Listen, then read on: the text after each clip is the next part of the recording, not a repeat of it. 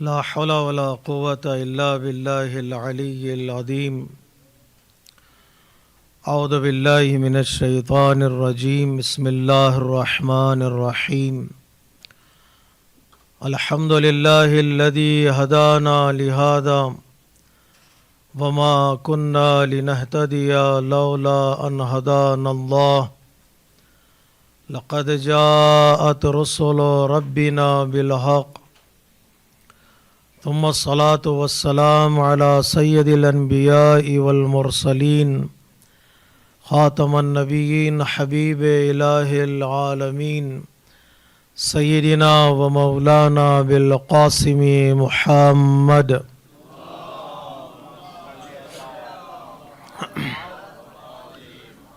وعلى أهل بيته الطيبين الطاهرين المظلومين المعصومين الميامين المكرمين ولعنة الله على أعدائهم أجمعين من يومنا هذا إلى قيام يوم الدين. أما بعد، فقد قال الحكيم في كتابه الكريم وقوله الحق. بسم الله الرحمن الرحيم. من عمل صالحا من ذكر أو أنثى وهو مؤمن فلنحيينه حياة طيبة ولنجزينهم أجرهم بأحسن ما كانوا يعملون. وقالت زينب الكبرى سلام الله عليها ما رأيت إلا جميلا. صلوات پڑھی محمد و آل محمد.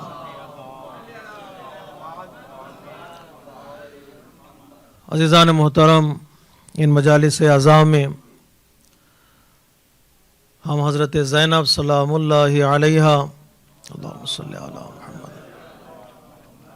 کہ اس مشہور خطاب اور جملے کی تشریح اور مختلف زاویوں سے تفسیر بیان کرنے کی کوشش کر رہے تھے کہ کیوں آپ نے دربار ظلم و ستم میں اس جملے کو ارشاد فرمایا. جب بھی کوئی جملہ، کوئی سٹیٹمنٹ، کوئی حدیث، کوئی روایت ہمارے سامنے آتی ہے تو یہ دیکھنا ضروری ہے کہ یہ کہنے والے اور اس حدیث کے نقل کرنے والے کون ہیں. جتنی بڑی پرسنالٹی ہوگی اور جتنا بڑا ان کا مضبوط بیک گراؤنڈ ہوگا پرسنالٹی کا، اتنا ہی اعتبار اس جملے میں پیدا ہوتا ہے. اگرچہ اگر آپ آج کی دنیا میں گفتگو دیکھیں گے اسکالرز کی تو بحث کرتے ہیں کہ یہ نہ دیکھو کہ کون کہہ رہا ہے بلکہ یہ دیکھو کہ وہ کیا کہہ رہا ہے. اور حدیث کی سپورٹ بھی سے ملتی ہے اس اسٹیٹمنٹ کو کہ کہیں سے بھی ایک اچھا جملہ ملے، ایک اچھا اسٹیٹمنٹ ملے تو لے لو. حدیث میں پیغمبر اسلام فرماتے لا تنظروا الی من قال، یہ نہ دیکھو کہ کون کہہ رہا ہے، بل انظروا ما قال، بلکہ یہ دیکھو کہ وہ کیا کہہ رہا ہے.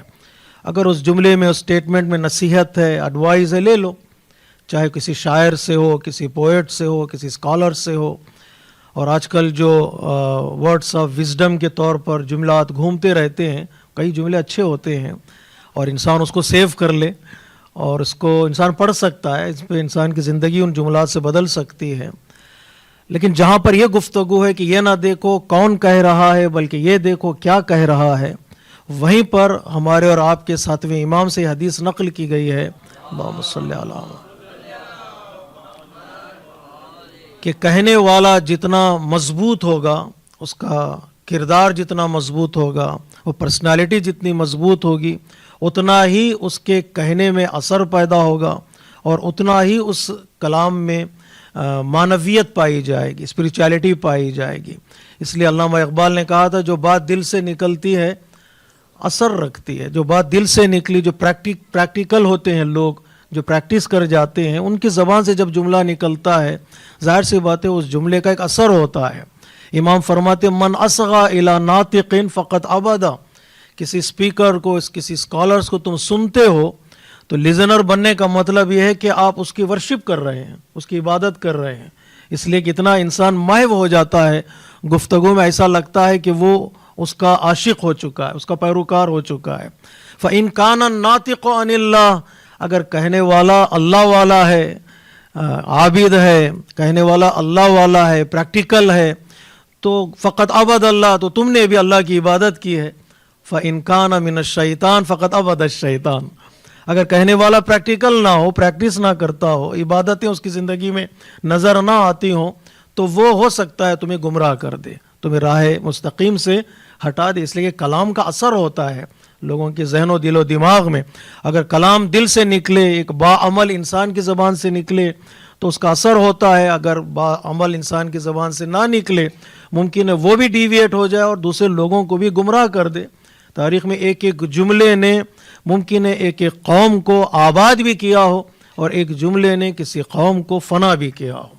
اگر تاریخ کا اگر ہم مطالعہ کریں، اس لیے مولا کائنات نہج البلاغہ میں فرماتے ہیں کبھی جملے کا زخم تلوار سے زیادہ گہرا ہوتا ہے، تلوار سے زیادہ زخم جو جملے کا ہوتا ہے وہ تلوار سے زیادہ گہرا ہوتا ہے، اس لیے کہ تلوار کا زخم کچھ دنوں بعد ممکن ہے اچھا ہو جائے، مندمل ہو جائے، لیکن یہ جملے کا زخم رہ جاتا ہے، آدمی اس کو ریکارڈ کر لیتا ہے اپنے دل و دماغ میں، اس کو مضبوطی سے اس کو فالو کرنے کی کوشش کرتا ہے۔ تو لہٰذا جتنا کہنے والا پرسنالٹی اس کی مضبوط ہوگی، معتبر ہوگی اور باعمل ہوگی، اتنا ہی ان جملات کا اثر ہوتا ہے۔ آج ہمارے پاس جو نہج البلاغہ ہے، صحیفہ سجادیہ ہے، قرآن مجید سے کے بعد جو کتابوں کا میں تذکرہ کر رہا ہوں، تو ان کلام میں اثر ہے، اس لیے ہمارے پاس روایتوں میں ہے کہ جب بھی دعا پڑھنا تو اگرچہ ترجمہ پڑھ سکتا ہے انسان معنی کو جاننے کے لیے، کچھ عربی بھی پڑھے۔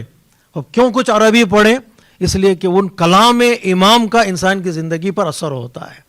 کہا جا قرآن دیکھ کر پڑھو، اگر میمورائز بھی کر چکے ہو، حافظ قرآن بھی ہو، دیکھ کر پڑھو، اور کیوں ان آیتوں میں جو نور ہے اس کا اثر تمہاری زندگی میں ہوتا ہے۔ حتیٰ فتویٰ بھی ہے ہمارے مجتہدین کا، مثلا قنوت میں دعا ہم کسی بھی زبان میں پڑھ سکتے ہیں، نماز میں قنوت ہے، دعا کسی بھی زبان میں پڑھ سکتے ہیں، ایون ان دا نماز، کہ اگر ہم قنوت کے لیے ہاتھ اٹھائیں، آپ پنجابی میں دعا کریں، آپ اردو میں دعا کریں، انگلش میں دعا کریں، جو آپ کی زبان ہے، اللہ کی بارگاہ میں جو مانگنا ہو اپنی زبان میں مانگ سکتا ہے آدمی، اس لیے کہ وہ دعا کا موقع ہے کہ انسان کہ نماز جب پڑھتا ہے تو اللہ تبارک و تعالیٰ ایک دعا اس کے لیے ریزرو کرتا ہے، ہر عبادت کے بعد، واجب عبادت کے بعد ایک دعا ریزرو ہو جاتی ہے بندے کے لیے، اس کا حق ہے کہ وہ اللہ کی بارگاہ میں دعا کرے۔ تو اس نماز ہی میں دعا کرے بندہ، کسی بھی زبان میں اگر عربی نہیں جانتا ہے تو وہیں پر فتویٰ یہ ہے کہ نہیں، آیت اللہ سیستانی فرماتے ہیں دعا کرو کسی بھی زبان میں، تھوڑا اس سے عربی سے بھی جوڑ دو، ابتدا دعا میں اور انتہا دعا میں کم از کم کچھ عربی جملات بھی ہو جائیں۔ کیوں ہو جائیں؟ اس لیے کہ کلام امام کا اثر ہی کچھ اور ہوتا ہے، اس لیے کہ امام کے کلام ایک نورانیت پائی جاتی ہے، ایک حقانیت پائی جاتی ہے، تو لہٰذا ہمیں کسی بڑھانے کا گھٹانے کا حق نہیں ہے۔ میں جہاں بھی جاتا ہوں یہ پتہ نہیں تذکر دینے کی کوشش کرتا ہوں، کبھی کبھار ہم اہل بیت کی دعاؤں میں اپنی طرف سے کچھ بڑھانے کی کوشش کرتے ہیں، گھٹانے کی کوشش کرتے ہیں، یہ ہمیں اختیار نہیں ہے۔ کلام جیسے بھی ہے ویسے ہی کلام کو پڑھا کرو، اپنی خواہش، اپنی پسند اس میں شامل کرنے کی کوشش نہ کرو، اس لیے کہ کلام امام ہے، اور کلام امام جو ہے وہ کلاموں کا امام ہوتا ہے، اس میں خاص نورانیت ہے، خاص اس میں اثر ہوتا ہے۔ تو لہٰذا امام کا کلام اور کسی بزرگ پرسنالٹی کا کلام، انبیاء کا کلام اتنا معتبر ہوتا ہے کہ اس کو فالو کرنا چاہیے، اس کی پیروی کرنا چاہیے، اس کا اثر ہوتا ہے۔ حتیٰ اگر اللہ کی طرف سے ڈیوائن رسپانسبلٹی نہ بھی ہو، اگر وہ کلام کسی مضبوط اس انسان کی زبان سے نکلا ہے تو وہ کلام جزء قرآن بنا دیتا اللہ تبارک و تعالی، جیسے کلام حضرت لقمان علیہ الرحمہ ہے۔ حضرت لقمان نبی نہیں رہے، حضرت لقمان رسول نہیں رہے، لیکن وہ وزڈم کے ساتھ رہا کلام، وائز انسان تھے، لیکن باعمل انسان تھے اور پریکٹیکل انسان تھے، تو اللہ تبارک و تعالیٰ نے قرآن کا حصہ بنا دیا، اس کلام کا اثر انسان کی زندگی پر ہوتا ہے۔ تو جب بھی ہم کوئی جملہ دیکھیں دوسرے اس نظریے سے ہٹ کر کہ یہ نہ دیکھو کون کہہ رہا ہے، یہ دیکھو کیا کہہ رہا ہے، اس کو تھوڑی دیر کے لیے ہم سائٹ پہ رکھتے ہیں، تو دیکھیں کلام اگر مضبوط شخصیت کلام کے پیچھے ہو، پاکیزہ شخصیت، اس کلام کا اثر ہوتا ہے۔ اب یہ جملہ دیکھیے گا، حضرت زینب کبریٰ نے فرمایا ما رأیت الا جمیلا۔ اب یہ کلام، یہ جملہ مختصر جملہ ہے، اس میں دو ہی لفظ ہیں اگر عربی گرامر کے اعتبار سے دیکھا جائے، ایک رأیت دوسرا جمیلا، یہ دو لفظوں سے ملا ہوا ایک جملہ ہے، ما رأیت الا جمیلا۔ تو اس کلام کے پیچھے شخصیت کون سی ہے، اس کلام کے پیچھے پرسنالٹی کون سی ہے؟ اگر تھوڑی دیر ہم اسٹڈی کریں گے تو کلام کی عظمت کا پتہ چلتا ہے، کلام کے رتبے کا پتہ چلتا ہے، یہ کلام کتنا بڑا کلام ہے۔ کسی عام انسان، ایک عادی انسان کی زبان سے نکلا ہوا جملہ نہیں ہے، اس کے پیچھے بہت کچھ ہے اگر اسٹڈی کرنا چاہے انسان تو۔ خصوصی طور پر حضرت زینب سلام اللہ علیہا کی پرسنالٹی کا مطالعہ بہت ضروری ہے یہاں پر۔ دیکھیں اس کلام کے پیچھے کیا ہے، چار صفتیں حضرت زینب کی جو مشہور ہیں ان کو میں ذکر کر دیتا ہوں انشاءاللہ، اس کے بعد دیکھیں کلام کتنا قیمتی ہے، کس نے کہا ہے اور کیوں کہا ہے پہ تھوڑی بحث کریں گے، اور اس کا نتیجہ کیا ہوا۔ یہ جملہ کس نے کہا ہے، کیوں کہا ہے، اور اس کا رزلٹ کیا ہوا۔ اب کیوں کس نے کہا ہے پہ آپ کو معلوم ہے، نام ہم بار بار لیتا ہوں میں، شہزادی کا نام، تو شہزادی نے کہا اور اس کے پیچھے جو خصوصیات ہیں آپ کی پرسنالٹی کے، اس کو بیان کرنا مقصد ہے۔ پہلی خصوصیت بی بی کی اس کلام کے پیچھے، کہ کلام جو آپ کی زبان سے نکلا ہے کتنا معتبر ہے، اس لیے کہ آپ کا ایک لقب ہے جسے اہل البیت علیہ الصلوۃ والسلام نے عطا کیا ہے، وہ آپ عقیلہ بنی ہاشم ہیں۔ اور عقیلہ بنی ہاشم کا مطلب یہ ہے کہ یہ کلام کے پیچھے ایک عقل ہے، اس کلام کے پیچھے ایک غور و فکر کرنے کا ایک سلیقہ ہے۔ یعنی بی بی نے یوں ہی جملہ نہیں کہہ دیا کہ زبان سے نکل گیا تو جملہ بن گیا، جیسے خطیب کہتے ہیں نا، جملہ نکل جاتا ہے منہ سے تو نکل جاتا ہے، وہ ایسا نہیں کہ اس کے پیچھے کوئی پلاننگ نہ رہی ہو۔ ایک عقل مند انسان جب کوئی جملہ کہتا ہے تو وہ یوں ہی نہیں کہتا، بلکہ وہ موقع اور محل کو پہچانتا ہے، سچویشنز کو ریڈ کرتا ہے، وہ ساری چیزیں دیکھنے کے بعد اس کی زبان سے ایک جملہ نکلتا ہے۔ تو اس جملے کے پیچھے جو پہلی خصوصیت ہے بی بی کی، وہ آپ کا عقل مند ہونا اور آپ کا عاقل ہونا ہے۔ عقیلہ بنی ہاشم ہے، یہ جو بھی کلام کریں گی، کلام کے پیچھے عقل چھپی ہوتی ہے۔ تو مومن کی نشانی بھی مولا کائنات نے ہی بتایا نہج البلاغہ میں، مومن وہ ہے جو پہلے سوچتا ہے اور پھر بولتا ہے، اور جو مومن کے مقابل میں منافق ہے، پہلے بول جاتا ہے پھر سوچتا ہے۔ جب زبان سے جملہ نکل جاتا ہے تو پھر وہ میرا نہیں رہتا ہے، پھر وہ نکل ہی جاتا ہے۔ لیکن جو عقل مند ہوتے ہیں، مومن ہوتے ہیں، پرہیزگار ہوتے ہیں، ان کے پیچھے عقل کار فرما ہوتی ہے، وہ سچویشنز کو ریڈ کرتے ہیں، پرسنالٹیز کو دیکھتے ہیں، موقع کو جانتے ہیں، محل کو جانتے ہیں۔ تو ایک صفت جو عقل ہے جملے کے پیچھے، اور اس جملے میں بھی عقل چھپی ہوئی ہے، میں نتیجہ آپ کے حوالے کروں گا انشاءاللہ۔ اور دوسرا جو جملہ صفت ہے خصوصیت بی بی کی، اس جملے کے پیچھے وہ آپ کا عالمہ ہونا ہے۔ خطبہ سننے کے بعد بازار کوفہ میں ہمارے اور آپ کے چوتھے امام زین العابدین علیہ الصلوۃ والسلام نے فرمایا انت عالمۃ غیر معلمہ، انت فہیمۃ غیر مفہمہ، آپ کے پاس جو علم ہے وہ گفٹ آف اللہ تبارک و تعالی ہے۔ آپ کے پاس جو علم ملا ہے، وہ علم وہ اللہ کی طرف سے دیا ہوا علم ہے۔ اس پہ کافی گفتگو کی ہمارے علماء کرام نے، کیا مطلب ہے، امام کس علم کی طرف اشارہ کر رہے ہیں۔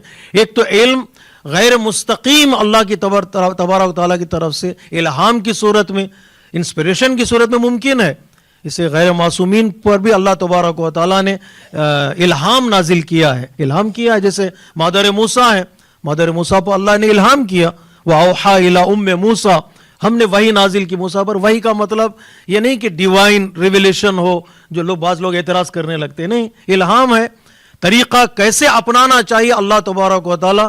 جو لوگ مسلسل اللہ کی راہ میں کوشش کرتے ہیں، ان کے دل کے دریچوں کو اللہ کھول دیتا ہے، ان کی عقل کے دریچوں کو اللہ کھول دیتا ہے۔ وہ علم ہے جو اللہ تبارک و تعالیٰ ان لوگوں کو عطا کرتا ہے جو پرہیزگار ہیں۔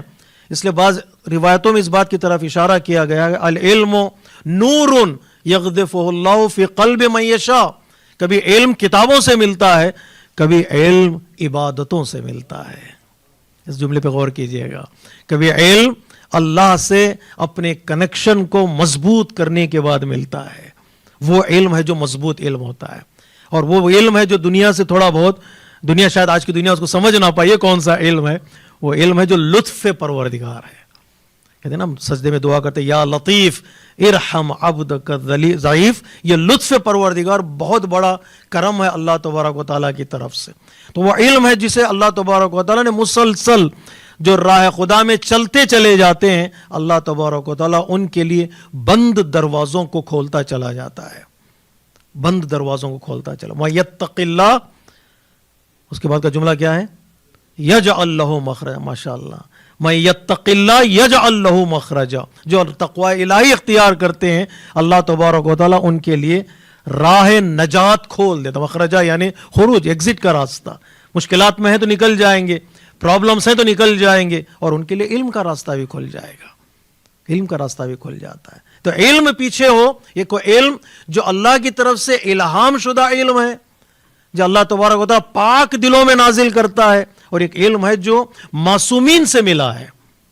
شہزادی حضرت زینب سلام اللہ علیہ جو کربلا میں آئی ہیں, صلی اللہ علیہ محمد وآلہ, کربلا میں آئی ہیں, ان کو 5 معصوموں کے, یہ 7 معصوموں کے 5 معصوموں کے سائے میں تربیت حاصل کرنے کا موقع ملا, اور ان سے علم ملا ہے. آپ کو معصومین کے سائے میں رہنے کا مطلب یہ ہے کہ علم اور تربیت ان سے ملنی جائے. اس لیے بعض علماء کہتے ہیں آپ حضرت زینب وہ حدیث ہیں, اور کی جگہ جملے کی طرف, حضرت زینب وہ حدیث ہیں جسے 5 قرآنوں نے مل کے پالا ہے. حضرت زینب وہ حدیث ہیں جسے 5 قرآنوں نے پرورش کی ہے. خود ظاہر سی بات ہے, قرآن ناطق کے درمیان سائے میں پلنے کا مطلب ہے ان سے علم لینا اور فیضیاب لینا ہے. اور کتنا علم ملا ہوگا.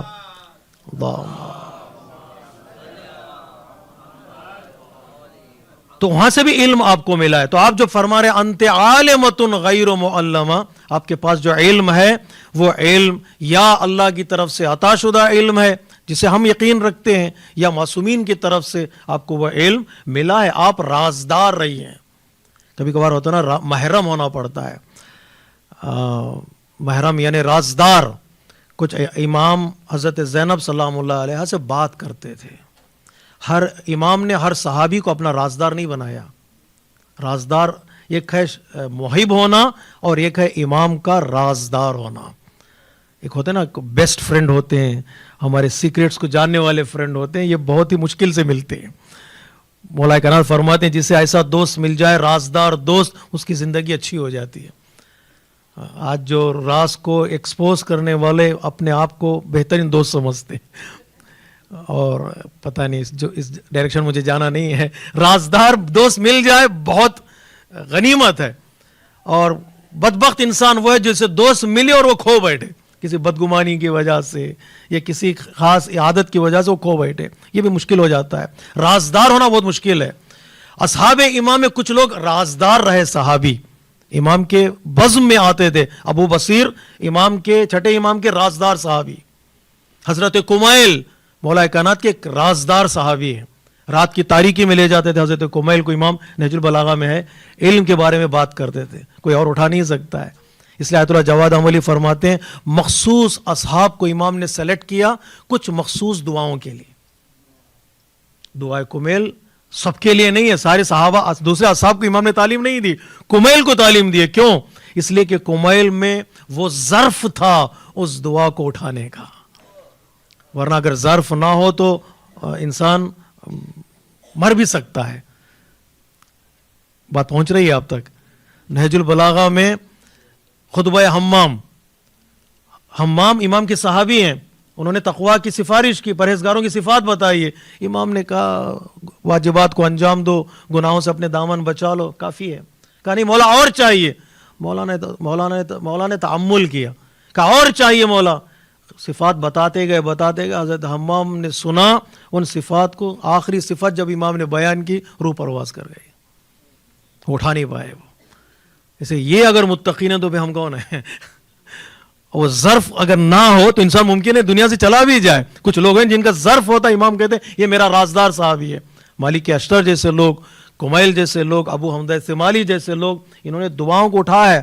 جیسے اصحاب رازدار تھے ائمہ اطہار میں, حضرت زینب بھی رازدار تھی امامت کی. پتہ نہیں، میں مجالس کا خلاصہ میں نے آپ کو بتا دیا ہے. اماموں کی رازدار کچھ راز رسول نے بتائے تھے زینب کبریٰ کو، کچھ راز شہزادی نے بتائی تھی، کچھ راز علی نے بتائے تھے، کچھ راز حسن نے، اور کچھ راز حسین نے. ایک وقت ایسا تھا کربلا کے بعد زینب کبریٰ کو کے ہاتھوں میں پوری امامت تھی. یہ بغیر رازدار ہوئے ممکن نہیں ہے، یہ ممکن نہیں، رازدار تھی. وہ علم ہے تھا حضرت زینب کبریٰ کے پاس. اس جملے کے پیچھے، میں جملے کی اہمیت کو بتا رہا ہوں آپ کو، جملے کی سٹیٹمنٹ کے پیچھے آپ کا علم تھا، آپ رازدار علم امامت تھی. پتہ نہیں حدیث میں نے نہیں پڑھا ہے، لیکن کسی بزرگ عالم دین سے سنا کہ دشت کربلا میں حضرت فضہ نے کہا، بی بی مجھے آپ کی ماں نے ایک اسم سکھایا ہے، ایک اسم اللہ کا مجھے بتایا ہے، اگر میں اس نام لے کر اللہ کا نام یا صفت لے کر دعا کروں تو دعا قبول ہو جائے گی، اجازت ہے میں دعا کروں؟ حضرت فضہ نے کہا مجھے شہزادی نے ایک نام بتایا ہے، نام کے وسیلے سے دعا کروں دعا قبول ہو جائے گی، اجازت ہے دعا کروں؟ ایک مرتبہ کہا حضرت فضہ نے، دو مرتبہ کہا، کربلا کے دشت میں، راستے میں، دربار ابن زیاد میں، حتیٰ شام کے بازار میں. جب مصیبت بڑھ گئی تو حضرت فضہ نے کہا میں دعا کروں ان کی نابودی کی، ایک نام بی بی نے مجھے سکھایا ہے. پتہ اس عالم دین نے کیا کہا؟ اس عالم دین نے کہا اماں فضہ، جس ماں نے تجھے ایک نام کا پتہ دیا ہے اس کی مکمل کتاب میرے پاس ہے. جو نام تیرے پاس ہے وہ مکمل کتاب میرے پاس ہے، صحیفہ حضرت زہرا سلام اللہ علیہا. معاف کیجئے مجھے اس رخ میں نہیں جانا چاہیے تھا، لیکن اس جملے کے پیچھے دیکھیے کہ شہزادی کا علم ہے، بی بی کا علم ہے، عالمۃ غیر معلمہ. اور تیسری جو خصوصیت ہے اس سے جڑی ہوئی ہے وہ آپ کی عبادت ہے. حضرت زینب عابدہ کے نام سے مشہور ہے. ایک امام نے کہا میرے لیے نماز شب میں دعا کرنا. اب سچویشنز کو پتا ہے امام کو کیا ہونے والا ہے. کربلا سے کوفہ، کوفے سے شام کا سفر یہ آسان سفر نہیں ہے، لیکن امام کو یقین تھا سفر کی مشکلات کے باوجود اس بی بی سے عبادت نہیں چھوٹے گی. عبادت تو واجب عبادت، مستحب عبادت، ریکمینڈڈ عبادت، نماز تہجد بھی نہیں چھوٹے گی. ایک امام نے کہا میرے لیے نماز شب میں دعا کرنا، اور دوسرے امام نے گواہی دی میں دیکھ رہا تھا کہ راستے میں پھپھی اماں نماز شب ادا کر رہی تھی، اور زندان شام میں گواہی دی میں دیکھ رہا ہوں کہ بیٹھ کر نماز پڑھ رہی تھی شہزادی. ایک امام نے کہا دعا کرنا، دوسرے امام نے گواہی دی ہے. اس کا مطلب ہے کہ آپ کی عبادت اس اوج پر تھی کہ امام وقت کہہ رہا ہے مجھے نماز شب میں اور تہجد میں دعا کرنا. یہ جو عبادت کا اثر ہوتا ہے نا، کلام کو مضبوط بنا دیتا ہے، کلام کو معتبر بنا دیتا ہے. یہ تقویٰ کا اثر، عبادتوں کا اثر میں اشارہ کر چکا ہوں. یہ تین چیزیں ہو گئیں، ایک ہے عقل ہے جملے کے پیچھے، دو علم ہے، اور تیسرے عبادت ہے، اور چوتھے 5 معصوم زمانوں کا تجربہ ہے. زینب جو کربلا میں آئی ہے نا، یہ پنجتن کا تجربہ لے کر آئی ہے. ایکسپیرینس ہے زینب کے پاس. وہ سب سے پہلی خاتون ہے جنہوں نے خطبہ فدق کو میمورائز کیا تھا اور اپنی ماں کو سنایا تھا. 3 سال کا یا 4 سال کا یا 5 سال کا تھا. پہلی جو نریٹرز میں ہے نام حضرت زینب کبریٰ کا ہے کہ انہوں نے نقل کیا خطبہ فدق کو. یہ 5 معصومین کے زمانے کو دیکھا ہے، حالات کو دیکھا ہے، وہاں کی سیاستوں کو دیکھا ہے، اور اہل بیت کے کردار کو دیکھا ہے، کس طرح انہوں نے مقابلہ کیا. پورے تجربے کے ساتھ اگر ظالم کے سامنے گفتگو کرنا ہے تو کیسی گفتگو کرنا ہے، کون سا جملہ کرنا ہے، علم کے ساتھ، عقل کے ساتھ، عبادتوں کے ساتھ، تجربے کے ساتھ زینب نے یہ ایک جملہ کہا ہمارا آئی تو اللہ جمیلہ. صلوات پڑھی محمد والا.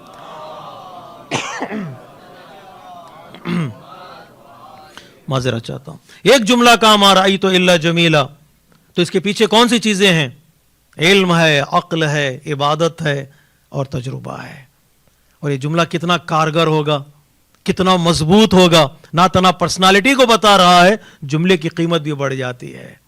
اور کیوں کہا یہ جملہ زینب کبریٰ نے؟ کل ایک صفت کی طرف ہم نے اشارہ کیا، آج میں دوسری صفت کی طرف اشارہ کروں. کیوں کہا حضرت زینب کبریٰ نے؟ ایک ہے صفت وفا، جو دوسرے اصحاب میں کہیں نظر نہیں آئی، وہ صفت کربلا والوں میں نظر آئی ہے. اور ایک صفت ہے صفت رضا. راضی ہونا، خوشیوں میں راضی ہونا اور ہے، مصیبتوں میں راضی ہونا اور ہے۔ یہاں سے میری تقریر کا دوسرا رخ شروع ہوتا ہے۔ اگر آپ نے ابھی تک ٹائم نہیں دیکھا ہو تو ٹائم یہاں سے کاؤنٹ کر سکتے ہیں۔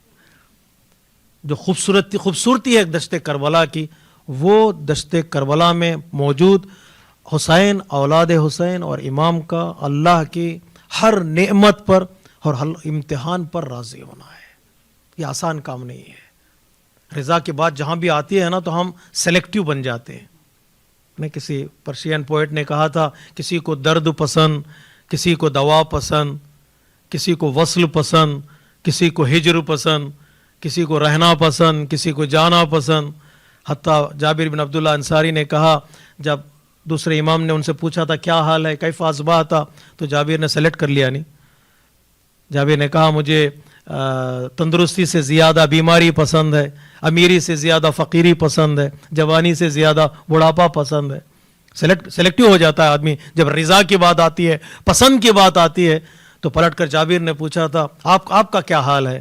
امام نے فرمایا ہم دو چیزوں میں سے کسی ایک چیز کو سلیکٹ نہیں کرتے ہیں، وہ جس حال میں ہمیں رکھ دیتا ہے اس حال میں ہم خوش ہو جاتے ہیں۔ رضانا رضا اللہ، ہماری مرضی، ہماری رضا، ہماری پسند اللہ کی پسند ہے۔ خوب اللہ کی پسند میں ہماری پسند جب ہم قربان کرتے ہیں تو اللہ کیا کرتا ہے، ہماری پسند کو بھی پورا کر دیتا ہے۔ کسی نے مولا کائنات سے پوچھا تھا کہ آپ کو میں جگا کے رکھنا بھی میری ذمہ داری ہے۔ کسی نے مولا کائنات سے پوچھا یا امیر المؤمنین آپ کو مسجد میں بیٹھنا زیادہ پسند ہے یا جنت میں جانا پسند ہے؟ تو آپ کون سی چیز سلیکٹ کریں گے؟ جی ساری عبادتیں ہماری جنت کے لیے ہیں، جنت میں نہ جائیں تو پھر کیا ہوگا؟ جی یہ خاتون نے مولانا سے شکایت کی کہ ہمارے میاں کو کچھ نصیحت کیجیے گا، وہ ادھر ادھر بھاگتے بہت ہیں۔ تو مولانا نے بلایا، نصیحت کی، تو وہ نصیحت مان گئے، مصلی کے ہو گئے۔ تو مصلی کی نماز پہ نماز پڑھتے جا رہے ہیں، پھر شکایت کی اس خاتون نے مولانا کو کہ تھوڑا نصیحت کریں۔ تو اب کیا نصیحت کروں، یہ تو مصلی کا ہو گیا۔ تو اس خاتون نے کہا تو اب اس کے ذہن میں وہاں کا چکر ہے، پہلے یہاں کا چکر تھا، مصلی پہ آیا تو وہاں کا سوچ رہا ہے۔ اگر وہاں کا نہ سوچے تو پھر عبادت نہیں کرے گا آدمی، پھر مصلی پر نہیں آئے گا۔ تو کبھی کبھار انسان جنت کا تصور انسان کے ذہن سے ہٹا دے تو ممکن ہے انسان سجدہ نہ کرے۔ تو مولا کائنات سے پوچھا یا امیر المومنین مسجد میں بیٹھنا پسند ہے یا جنت میں جانا؟ تو مولا کائنات نے مسجد کو سلیکٹ کیا، مجھے مسجد میں بیٹھنا جنت میں جانے سے زیادہ پسند ہے۔ بہت مشکل ہوتا ہے پسند کرنا ان دو چیزوں میں سے۔ کہا کیوں؟ امام نے فرمایا جنت میں جانا یعنی میری مرضی، اور مسجد میں بیٹھنا یعنی اس کی مرضی ہے۔ اور جنت کا سفر بھی مسجد سے ہو کے گزرتا ہے، یاد رکھیے گا۔ مسجد میں بیٹھنا اس کی مرضی ہے اور جنت میں جانا میری مرضی ہے۔ جب میری مرضی اور اس کی مرضی میں ٹکراؤ ہو تو اس کی مرضی پہلے ہے، پھر میری مرضی ہے۔ علی نے اپنی مرضی کو، بس جملہ سن لیجئے گا، علی نے اپنی مرضی کو اللہ کی مرضی پر جب قربان کیا تو شب ہجرت اللہ نے کہا ہے علی مجھے وہ نفس دے دے اور میری مرضی بھی تو لے لے۔ صلوات پڑھیے محمد و آل محمد۔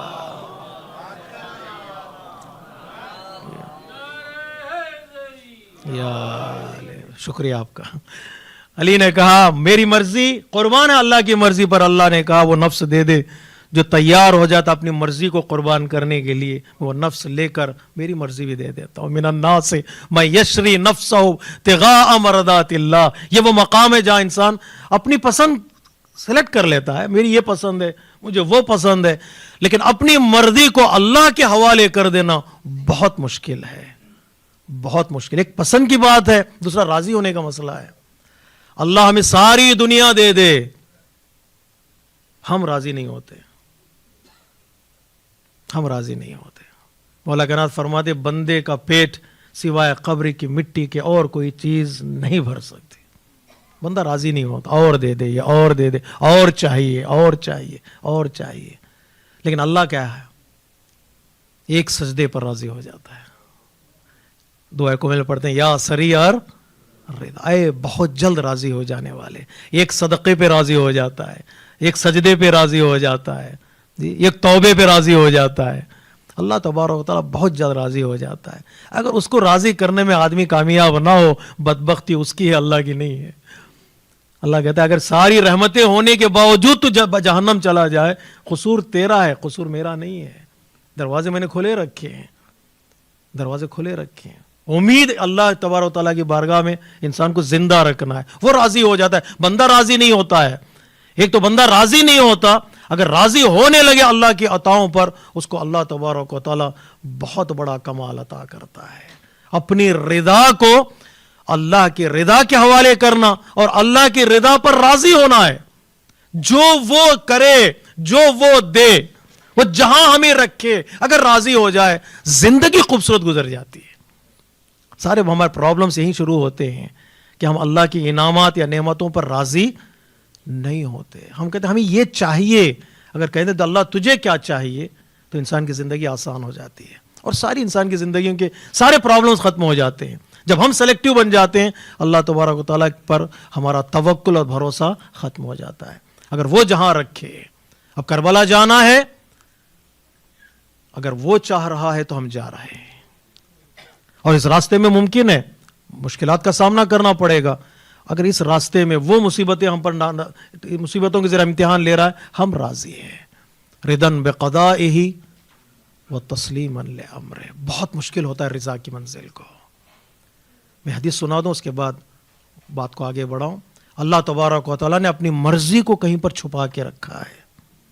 رضا, تین چیزیں ایسی ہیں جو اللہ تبارک و تعالیٰ کہتا ہے میں نے تین چیزوں کو تین چیزوں میں چھپا کے رکھا ہے, یہ تین جگہوں پہ چھپا کے رکھا ہے. پہلی چیز, میں نے اپنی رضا کو عبادتوں میں چھپا کے رکھا ہے.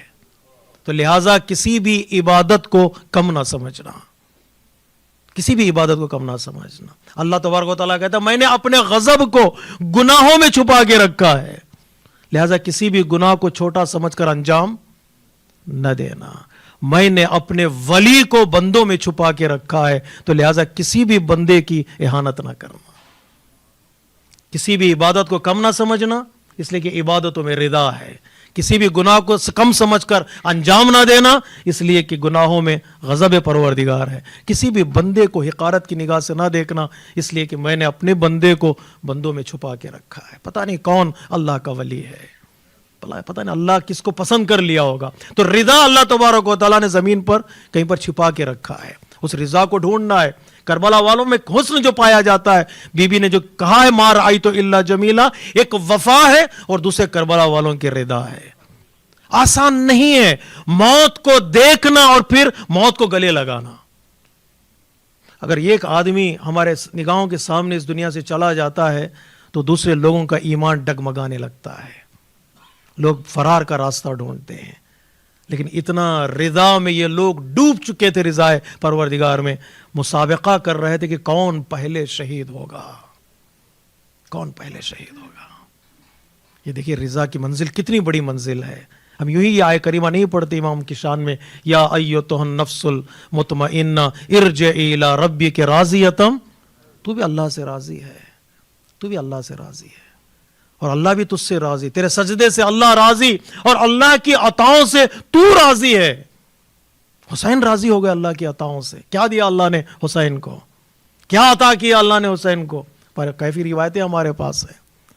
کربلا کی خاک کو خاک کے شفا میں بدل دینا, کیا یہ عطائے پروردگار نہیں ہے. امام کی نسل میں امامت کو جاری رکھنا, کیا یہ عطائے پروردگار نہیں ہے. جی, امام کے روزے میں دعاؤں کے قبولیت کی جگہ معین کرنا, کیا یہ اللہ کے عطاؤں میں سے عطا نہیں ہے.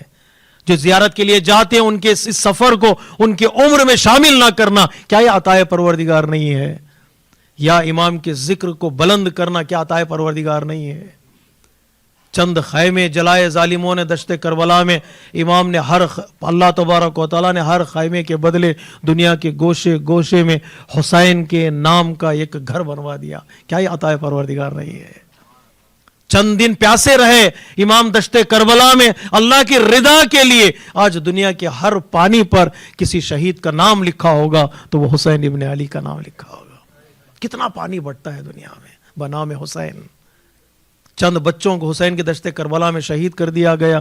کیا آج شیعہ کا ہر بچہ حسین کا بچہ نہیں ہے. کسی بزرگ عالم دین نے بڑا خوبصورت جملہ کہا ہے، بڑے بھائی کا ماتم چھوٹا بھائی کرتا ہے. نہیں، یہ رسم ہے دنیا کی. بڑا بھائی دنیا سے چلا جاتا ہے، چھوٹا بھائی ماتم کرتا ہے. حسین کا ماتم کی ذمہ داری کس کی تھی؟ حضرت عباس کی ذمہ داری تھی کہ وہ اپنے دونوں ہاتھوں سے ماتم کرتے. آپ نے دونوں ہاتھوں کو راہ خدا میں کٹوا دیا تو اللہ تبارک و تعالیٰ نے کتنے نوجوانوں کے ہاتھوں کو مضبوط کر دیا کہ وہ حسین کا ماتم کرتے رہے. کیا یہ اللہ کی تبارک و تعالیٰ کی عطا نہیں ہے؟ کیا اس میں حسن نہیں پایا جاتا؟ وہ دیکھ رہا تھا کہ ہم نے حسین کو، حسین کے مقصد کو، حسین کے اولاد کو، سب کو قتل کر دیا ہے. اللہ تبارک و تعالیٰ نے کہا نہیں، ہم حسین کو، حسین کے اولاد کو، حسین کے مقصد کو، حسین کے ذکر کو بچا کے رکھیں گے. حسین کے ذکر کو بچا کے رکھیں گے. آسان بھی نہیں تھا. کسی خاتون نے مجھ سے کل سوال کیا کہ مصیبتیں کم تھیں؟ کہ مصیبتیں کم نہیں تھیں، لیکن ظالم کے دربار میں جگہ مصیبت بیان کرنے کی نہیں تھی. لیکن ہم اہل بیت کے چاہنے والے ہیں، ہر مصیبت جب بیان کریں گے ہمارا دل ٹوٹ جاتا ہے. انہوں نے اپنی رضا، اللہ کی رضا کے لیے اپنی مرضی کو قربان کر دیا. یہ تک نہیں پوچھا کیوں، یہ تک نہیں پوچھا کب تک. آسان نہیں ہے علی اصغر کو ہاتھ میں لینا اور یہ کہنا رضن بقضائہ و تسلیما لامرہ، پروردگار میں راضی ہوں، تو دیکھ رہا ہے تو میں راضی ہوں. یہ حسن کربلا ہے، یہ حسن کربلا ہے. امام آخری سجدہ کریں، کہیں رضن بقضائہ و تسلیما لامرہ. تیروں سے بدن چھلنی ہو چکا ہے، تلواروں کے زخم ہے بدن پر، پھر بھی امام کہیں رضن بقضائہ و تسلیما لامرہ. شاید میں نے پہلی مجلس میں اشارہ کیا تھا، زینب کبریٰ مقتل میں آئیں، امام کے سینے پر آپ نے ہاتھ رکھا، ہاتھ رکھ کر کہا ربنا تقبل منا ھذا القربان، یہ زینب کی قربانی کو تو قبول کر لے. کیا یہ حسن کربلا نہیں ہے؟ کیا اس میں کربلا کی خوبصورتی نظر نہیں آتی؟ جسے دنیا ڈھونڈ رہی ہے، جسے دنیا تلاش کر رہی ہے، وہ چیزیں کربلا میں موجود تھیں. پتہ ہے جملے کا اثر کیا ہوا جو میں نے وعدہ کیا میں پورا کر دوں؟ جو ظالم سوچ رہا تھا، جشن منانے کے لیے تیار تھا کہ بیویاں گریا کریں گی تو میں مذاق اڑاؤں گا، نعوذ باللہ، جشن مناؤں گا، ظالم کے جشن کو غم کے ماحول میں بدل دیا اس ایک جملے نے، ما رأیت الا جمیلا. ظالم جبر کا عقیدہ رکھتا تھا، کمپلشن کا، جو کچھ کرتا ہے وہ اللہ کرتا ہے. زینب کبریٰ نے کہا نہیں، اللہ نے جو ہمیں حسن عطا کیا ہے تو اس کو سمجھ نہیں سکتا، تو سمجھ نہیں سکتا. جو بیوٹی اللہ تبارک و تعالیٰ نے کربلا کو دی ہے، بقول آغا سروش کے، کربلا زخمی ہے مگر حسین ہے، زخمی ہے مگر خوبصورت ہے. جو خوبصورتی اللہ نے عطا کی اسے دنیا کی کوئی طاقت اسے مٹا نہیں سکتی ہے. حسن کا محافظ خود حسن ہوتا ہے. زینب کبریٰ نے بتایا ما رأیت، تو اس کے جشن کو بدل دیا غم کے ماحول میں، اس کے غرور کو توڑ دیا. جو غرور کر رہا تھا وہ میں بادشاہ ہوں، میں جو چاہے کر سکتا ہوں، زینب کبریٰ نہیں، جب اللہ کسی کے ساتھ نیکی کرنا چاہے اس کی نیکی کو کوئی روک نہیں سکتا ہے. ما رأیت الا جمیلا، یہ سبت ہے جملہ، تاریخ میں مضبوط جملہ، کمال کا جملہ ہے. اصحاب کربلا، امام حسین نے اور امام حسین نے دشت کربلا میں اللہ کی رضا پر اپنی رضا کو قربان کیا. اللہ تبارک و تعالیٰ نے اپنی مرضی وہاں رکھ دی جہاں پر حسین کا انقلاب ہے. میں اس بندے سے راضی ہوتا ہوں جو بندہ حسین کی راہ میں اپنی زندگی کو گزارتا ہے، حسین کے سب کی زندگی کو اپنی زندگی بنا لیتا ہے، روش زندگی کو اپنی زندگی بنا لیتا ہے. یہ حدیث کا ترجمہ کر دوں اور آگے بڑھ جاؤں. اللہ تبارک و تعالیٰ نے حسین کی رضا کو لیا اور اپنی مرضی دی اور کہا جس کے ساتھ اللہ نیکی کرنا چاہتا ہے اس کے دل میں دو محبتوں کو ڈال دیتا ہے، ایک محبت حسین اور دوسرے محبت زیارت حسین. اور وہ محبت ہے جو کبھی ٹھنڈی نہیں ہوتی، وہ محبت ہے جو کبھی ختم نہیں ہوتی. کیوں لوگ کھنچتے چلے جا رہے ہیں کربلا کی طرف؟ کیوں لوگ ہر طرح کی قربانی دینے کے لیے تیار ہیں اسی کربلا کی زیارت کے لیے؟ اس لیے یہ عطا ہے پروردگار، یہ عطا بہت خوبصورت عطا ہے. اس کو یاد رکھنا چاہیے کہ کربلا میں اللہ تبارک و تعالیٰ نے ان شہیدوں کو کیا عطا کیا جو زندہ ہیں راہ خدا میں. ہاں ظلم بہت ڈھایا گیا، ظلم بہت ڈھایا گیا. پانچوں امام فرماتے ہیں اگر ہمارے سارے مصائب ہمارے چاہنے والوں کو پتہ چل جائیں تو وہ زندہ نہیں رہیں گے. میں ایک بتا دوں کرم کیا ہے اہل بیت کا؟ کرم یہ ہے کہ ہمارے کسی امام نے مصائب کی کتاب نہیں لکھی ہے. کیا حضرت زینب نے کربلا کے بعد مصیبتوں کی کتاب لکھی ہے؟ کیا چوتھے امام نے کتاب لکھی ہے؟ پانچویں امام نے کتاب لکھی ہے؟ لیکن جب بھی کوئی واقعہ کربلا کو بیان کرتا روتے ضرور تھے, خود برداشت کر لیتے, لیکن اپنے چاہنے والوں کو وہ مصیبتیں نہیں بتائیں جن مصیبتوں سے اہل بیت نے اللہ کی بارگاہ میں سجدہ کیا ہے, عبادتیں کی ہیں تاکہ ان مصیبتوں سے سکون ملے, اطمینان ملے. اور کسی بزرگ عالم دین نے کہا جتنے مصائب ہمارے پاس ہیں, ماں بہنوں سے معافی چاہتے ہوئے جملہ کہہ رہا ہوں, جتنی مصیبتیں ہمارے پاس ہیں وہ سب کے سب خیموں کے باہر کی ہیں. راوی نے جو دیکھا وہ لکھا, خیمے کے اندر کیا گزری کسی نے نہیں بتایا, کسی نے نہیں بتایا. حسین خیمے تک لے آئے علی اصغر کو, 7 مرتبہ آگے بڑھ رہے, پیچھے آ رہے ہیں, علی اصغر کا بدن اٹھائے. راوی نے لکھا, امام نے 7 مرتبہ پڑھا انا للہ و انا الیہ راجعون. کیا رباب کی حالت کو کوئی لکھ سکتا ہے؟ ماں کے دل پہ کیا گزری ہو کون لکھ سکتا ہے؟ یہ جملہ کہہ کر تاریخ نے مصائب کے تاریخ کو ختم کر دیا قلم نے, کہ صرف ام رباب نے یہی جملہ کہا, مثلو کا یذبح و ینہر, بیٹا کیا تجھ جیسا بھی ذبح کیا جاتا ہے؟ دل پہ کیا گزری, حالات کیا تھے خیمے کے اندر ہمیں نہیں معلوم. راویوں نے صرف اتنا لکھا, 7 مرتبہ پردہ اٹھا جب علی اکبر اجازت کے لیے آئے تھے, 7 مرتبہ پردہ گرا. پردے کو دیکھ کر راوی نے لکھا ہے, پردے کے پیچھے بیویوں پر کیا گزری ہے کسی نے نہیں لکھا. امام کے سلام کو لکھا, علیکن السلام, جب امام خدا حافظی کی آخری رخصت کے موقع پر امام کے سلام کو تو راوی نے لکھا ہے, لیکن بیویاں جس طرح تڑپ رہی تھی ان کی تڑپ کو کوئی راوی نہیں لکھ سکتا ہے, کوئی بیان نہیں کر سکتا ہے. کیا حالت تھی بیویوں کی کوئی بیان نہیں کر سکتا. کچھ روایتیں ہمارے پاس ہم تک پہنچی ہیں, جب ہم پڑھتے ہیں 1400 سال کے بعد ہماری آنکھیں نم ہو جاتی ہیں. راوی کہتا ہے جو سب سے بڑی مصیبتیں تھی کربلا کی وہ 2 مصیبتیں ہیں, بڑوں کے علاوہ 2 مصیبتیں بڑی مصیبتیں ہیں جو آج بھی ہم بیان کرتے ہیں تو لوگ تڑپ جاتے ہیں. ایک اصغر کی مصیبت اور ایک سکینہ کی مصیبت. ایک اصغر کی مصیبت, ایک سکینہ کی مصیبت, اور دونوں میں اشتراکات بھی بہت ہیں. اصغر کی مصیبت کو حسین نے برداشت کیا, سکینہ کی مصیبت کو رباب و زینب نے برداشت کیا ہے. دونوں مصیبتیں بڑی مصیبت ہیں. آج بھی کائنات میں بیان کی جائے 2 مصیبتوں کو لوگ تڑپ جاتے ہیں. مجھے بتائیے اس ماں کے دل پہ کیا گزری ہوگی جس نے دونوں مصیبتوں کو اپنے دل پہ اٹھایا ہو. اس ماں نے اکبر اصغر کی مصیبت کو بھی لیا, سکینہ کی مصیبت کو بھی لیا. اس لیے علامہ ذیشان ندر جوادی کہتے ہیں در خیبر کا اٹھانا آسان تھا مولا. بس میں اس مصائب کو سمیٹ رہا ہوں, معذرت چاہتا ہوں 2 جملے اگر زیادہ پڑھ لیے میں نے, لیکن حق ہے, ان راتوں کا حق ہے. وہ کہتے ہیں مولا در خیبر کو اٹھانا آسان ہے. اس کے بعد کربلا کی طرف آتے, مولا آپ نے علی اکبر کا جنازہ اٹھایا, آپ مرد ہیں, آپ نے علی اکبر کے جنازے کو اپنے سینے سے لگایا, اٹھانے کی کوشش کی, مولا وہ بھی آسان ہے کسی میں طاقت جو رباب کو اصغر کی قبر سے اٹھا دے؟ ہے کسی میں طاقت جو رباب کو اصغر کی قبر سے اٹھائے؟ زینب قریب گئی اور کہا بھابی چلو کربلا کے مدینے کی طرف چلتے ہیں. سب محملوں میں سوار ہو چکے ہیں. جب زینب نے یہ جملہ کہا تو حضرت رباب نے آگے بڑھ کر کہا شہزادی اتنا بتا دو میں مدینہ جا کر کیا کروں گی؟ ارے میرا اصغر دشت کربلا میں اور میرے سر کا تاج کربلا میں, اب میں جا کر مدینہ کیا کروں گی؟ ارے کیسے زینب نے رباب کو منوایا ہو تاریخ بیان نہیں کر سکتی ہے. کیسے منوایا بھائی تاریخ بیان نہیں کر سکتی. یہ بڑی مشکل تھا کہ رباب کو سمجھانا اور قبر سے اٹھانا, بڑی مشکل تھا.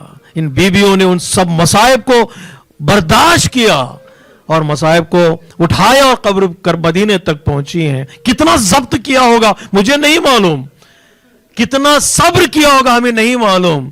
ہاں جب بیٹی ماں سے ملتی ہے نا تو سارے مصائب خود بخود زبان سے نکلواتے ہیں۔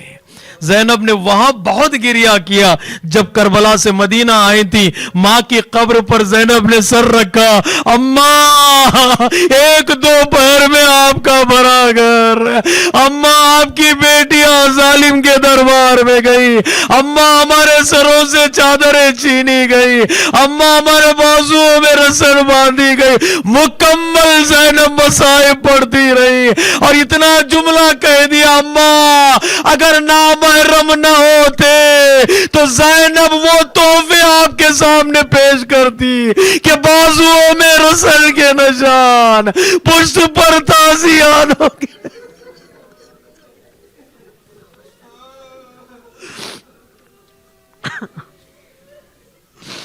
الا لعنت اللہ علی القوم الظالمین سیعلم الذین ظلموا ای منقلب ینقلبون۔ السلام علیک یا ابا عبد اللہ